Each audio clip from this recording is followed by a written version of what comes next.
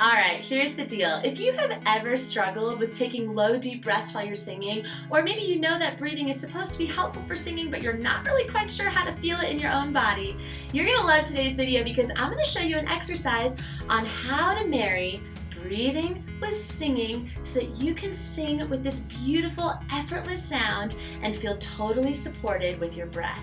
So this is a cycle called the breath to sound cycle. And here's how it goes. When you take a breath in, all you're really going to be thinking about is there is a string that is attached to your belly button and that is being pulled forward as you take your breath. So it's going to be like this. And just so you can really see it, aha, here we go. So let's do this together, yeah? So you're going to take your string and pull it forward. Good. One more time.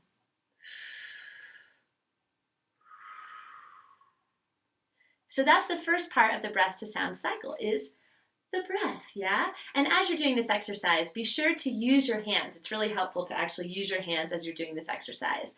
So now the second part, the sound part. Now here's where everybody gets a little tripped up.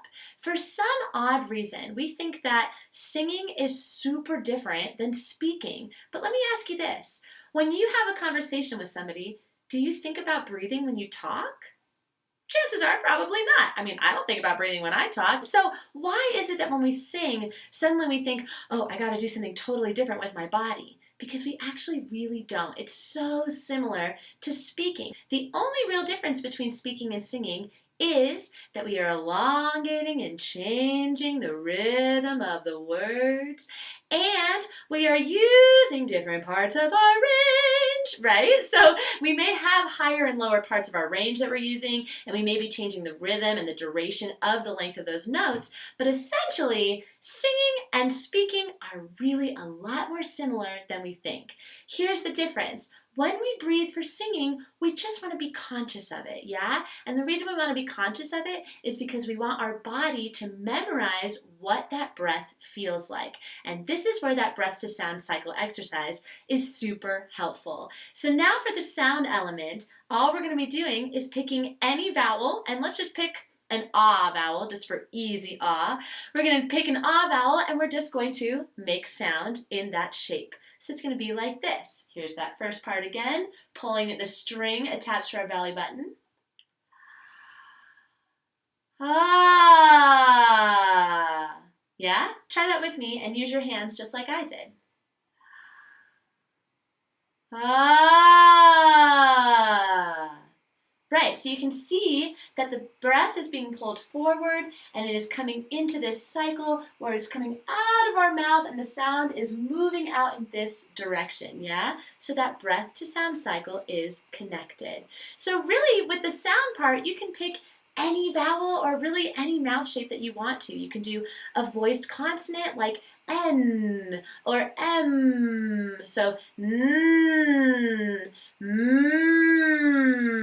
You could also do a lip trill. And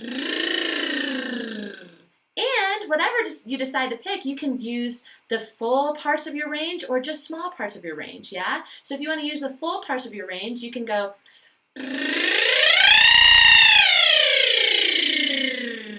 or if you want to use a smaller part, ooh, depending on how you're feeling. So again, make sure that you are conscious of that breath. Really pulling this breath forward with our belly button, feeling this elongation and expansion around our ribcage and abdominal area, and then using that beautiful breath that you just took to create the sound. So have fun with this breath to sound exercise. Let me know how it goes, and I can't wait to hear from you.